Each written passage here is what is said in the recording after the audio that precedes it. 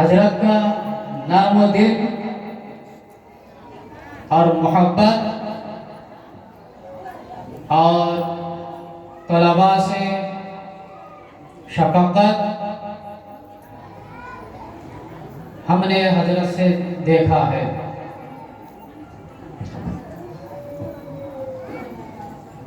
اور آپ پوچھیں گے کہ آپ کے جو مولانا ہے، آپ کے جو استاد ہے، وہ کیا کرتے ہیں؟ وہ کون سا ایسا عمل ہے جو آپ کے استاد محترم کرتے ہیں اور زیادہ توجہ دیتے ہیں؟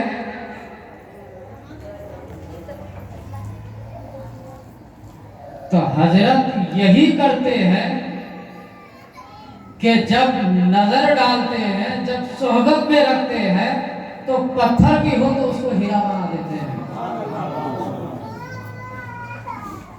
ایسے تو ہزارہ لوگ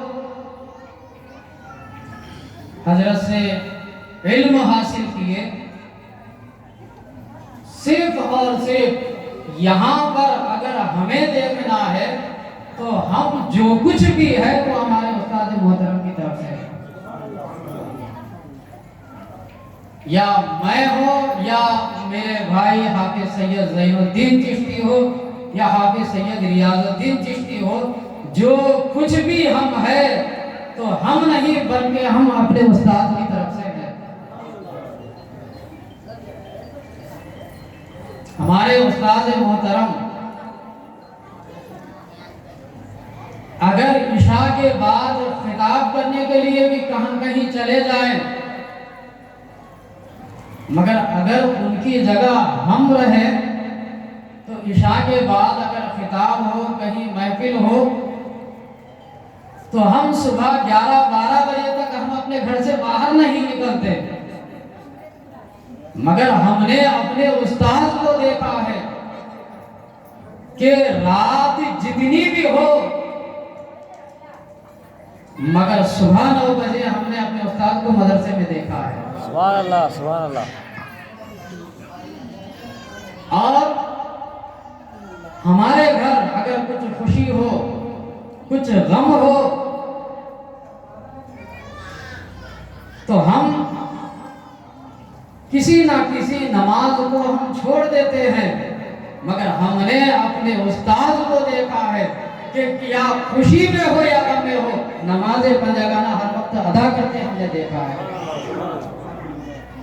یہ ہے ہمارے استاد محترم.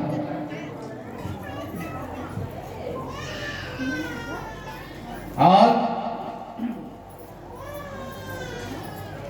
میرے پیر و مرشد حضرت خواجہ سید یوسف الدین چشتی مرزائی قلندری فرمایا کرتے تھے، جب کبھی اپنے استاد کی صحبت میں بیٹھو تو اپنے استاد کو محبت کی نگاہ سے دیکھتے رہو. اور خود میرے استاد محترم بھی فرماتے ہیں کہ علم ایک چنگاری ہے، علم ایک چنگاری ہے جو کتابوں سے حاصل نہیں کیا جاتا. علم کتابوں سے حاصل نہیں کیا جاتا، کتابوں میں علم کو ضبط کیا جاتا ہے. اگر علم حاصل کرنا ہے تو استاد محترم کے سامنے جانب ادب ہو کر بیٹھنا ہے، اور استاد کو محبت کی نگاہ سے جب تم دیکھ لو گے تو استاد کے سینے سے وہ علم کی چنگاری نکل کر طالب علم کے سینے میں چلی جاتی ہے. اسی لیے تو مائل خیر آبادی فرماتے ہیں، کام نکلے گا نہ ہے دوست کتب خانوں سے، رہے کچھ روز کسی محرم اسرار کے ساتھ. کتاب لے کر پھرنے سے علم نہیں آتا، استاد کو محبت کی نظر سے دیکھنے سے اور استاد کے ساتھ رہنے سے علم حاصل ہوتا ہے. علم ظاہر ہو یا علم باطن ہو، اگر اپنے پیر سے فیض چاہتے ہو تو اپنے پیر سے کسی چیز کی امید کیے بغیر اپنے پیر سے محبت رکھو تو ان کا فیض تمہیں مل جاتا ہے۔ مگر آج ہمارا نظریہ کیا ہے کہ ہمارے پیر نے ہمیں مالدار نہیں بنایا۔ آج یہ کہا جاتا ہے کہ ہمارے پیر نے ہماری طرف توجہ نہیں دیا، مگر ہمارا کام کیا، وہ دیکھے یا نہ دیکھے بلکہ ہم ان کو دیکھتے رہے، ان سے ہم سے فیض ملتا رہے گا۔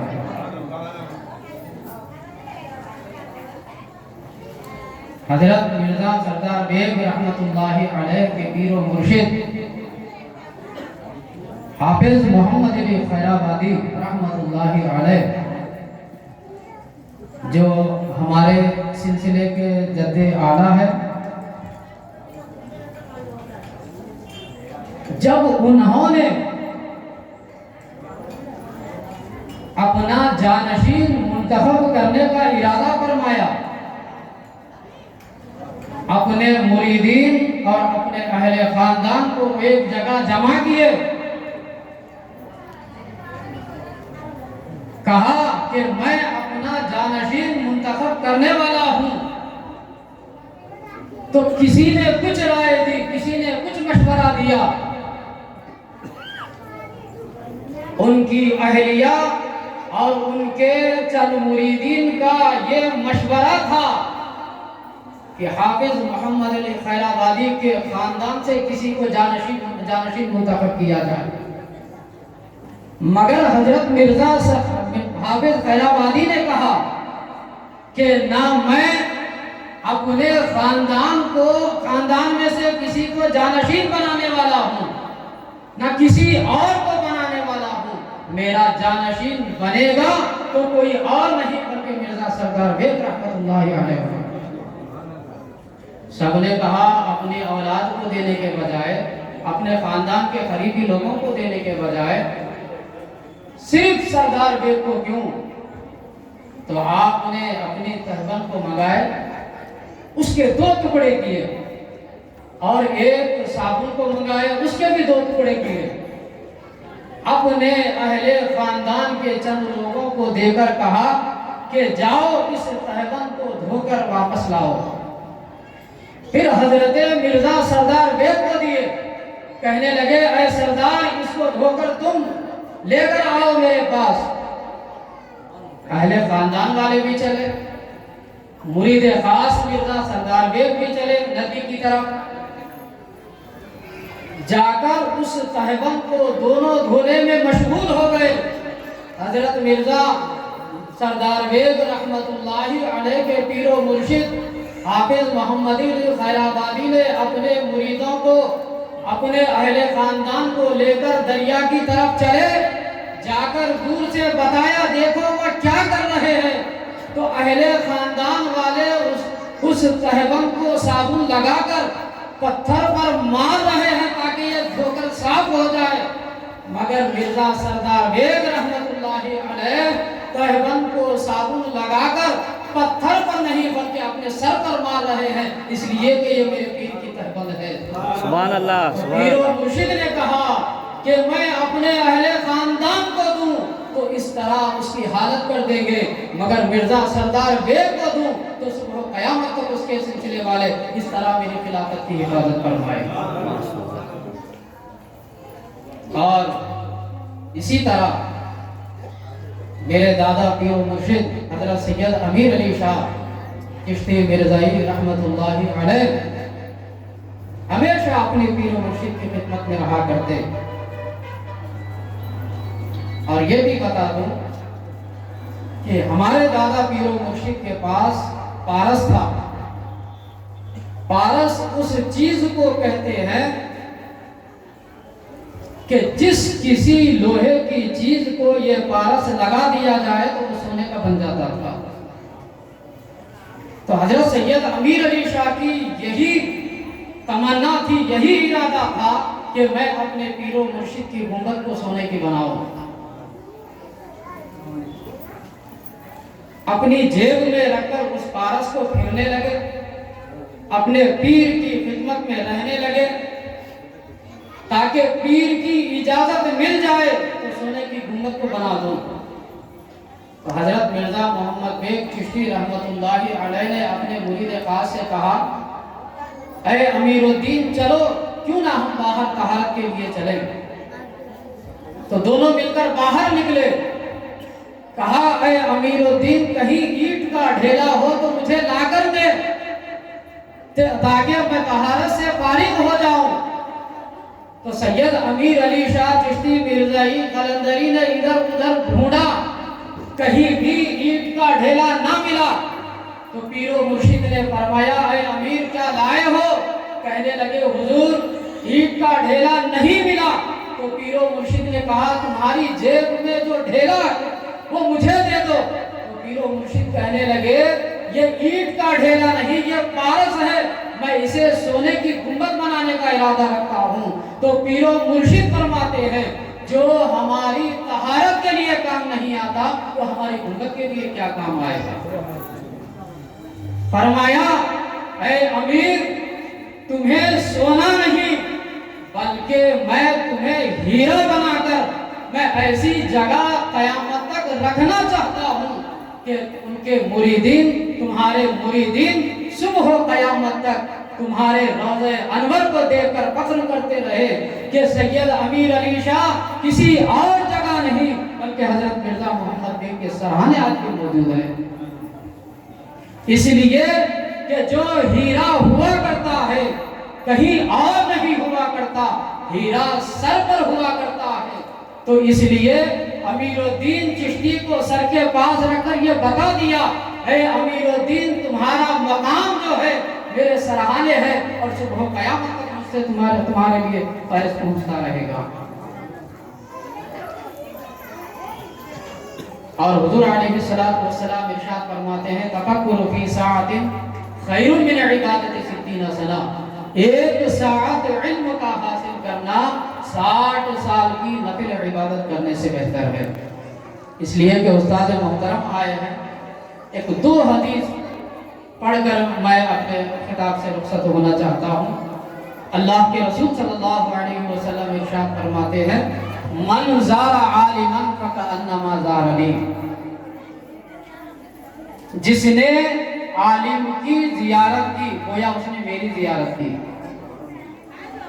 ومن صافح عالما فکأنما صافحنی، جس نے کسی عالم سے مصافحہ کیا گویا اس نے مجھ سے مصافحہ کیا۔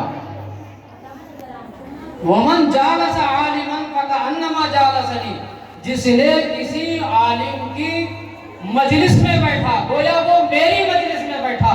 ومن جالسنی اجلسہ اللہ یوم القیامت فی الجنہ، جو میری مجلس میں بیٹھے گا اللہ قیامت کے دن اسے جنت کے باغات میں بٹھائے گا۔ تو دوستو بزرگوں، آج ہم اپنے استاد محترم کی صحبت میں بیٹھے ہیں گویا ہم اپنے نبی کی صحبت میں بیٹھے ہیں۔ حضور کیا فرما رہے ہیں کہ جو میری مجلس میں بیٹھے گا اللہ قیامت کے دن اسے جنت کے باغات میں بٹھائے گا۔ اور کوئی شخص تیلگو ہو یا انگریزی ہو پڑھنے کے لیے باہر نکلتا ہے تو کوئی یہ نہیں کہتا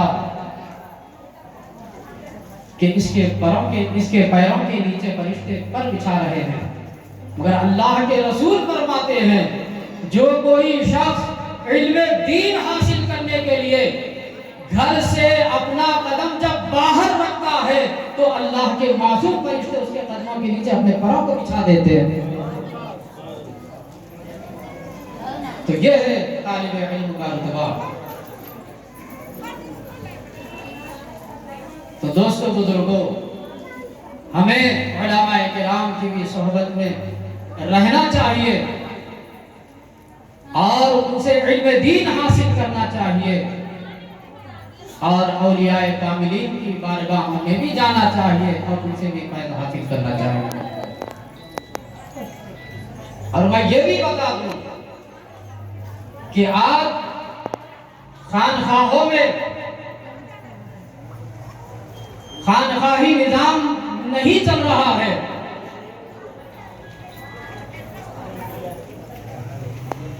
اس لیے کہ خانخواہوں میں اپنے اکابرین جو بزرگان دین نے جو تعلیم دی ہے، آج وہ تعلیم خانخواہوں میں نہیں دی جا رہی ہے۔ اس کی وجہ کیا؟ کہ اس کی وجہ جو مرشد ہوا کرتے ہیں، یہ اللہ اور اس کے رسول کے حکم کے بغیر جو مرشد ہوا کرتے ہیں وہ اپنے بیٹے کو جانشین بنا دیتے ہیں۔ مگر آپ دیکھیں کہ حضرت خواجہ عثمان ہارونی رحمۃ اللہ علیہ اور حضرت خواجہ غریب نواز رحمۃ اللہ علیہ کا رشتہ کیا ہے؟ خاندانی رشتہ نہیں بلکہ پیر اور مرید۔ اور خواجہ قطب الدین بختیار کاکی، حضرت بابا فرید گنج شکر، حضرت خواجہ نظام الدین اولیاء، حضرت نصیر الدین چراغ دہلوی، حضرت خواجہ بندہ نواز گیسو درات، ان کے درمیان خاندانی رشتہ نہیں تھا بلکہ ان کے درمیان پیر اور مرید کا رشتہ تھا۔ خاندان والے رہنے کے باوجود یہ اولیاء کاملین جو سب میں بہتر ہوا کرتا اس کو اپنا جانشین بنا دیا کرتے۔ تو کیسے جانشین بناتے تھے؟ کہ اللہ اور اس کا حکم، رسول کا حکم ہوتا تھا کہ فلاں کو تم مرید بناؤ، فلاں کو خلافت دو، تو اس طرح وہ بزرگان دین اپنے مریدوں کو خلافت دیا کرتے تھے تو وہ ایسے اونچے مقام پر پہنچ جایا کرتے تھے۔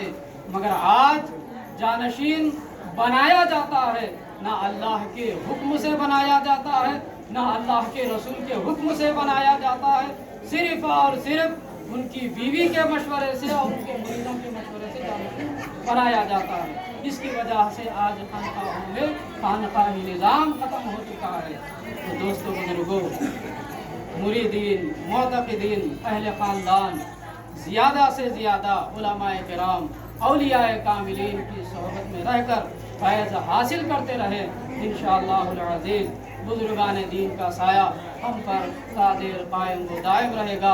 اللہ رب العزت کی بارگاہ میں دعا کرتے ہیں کہ مولا تعالی ہم سب کو علماء کرام کی صحبت میں ہمیشہ رہنے کی توفیق عطا فرما۔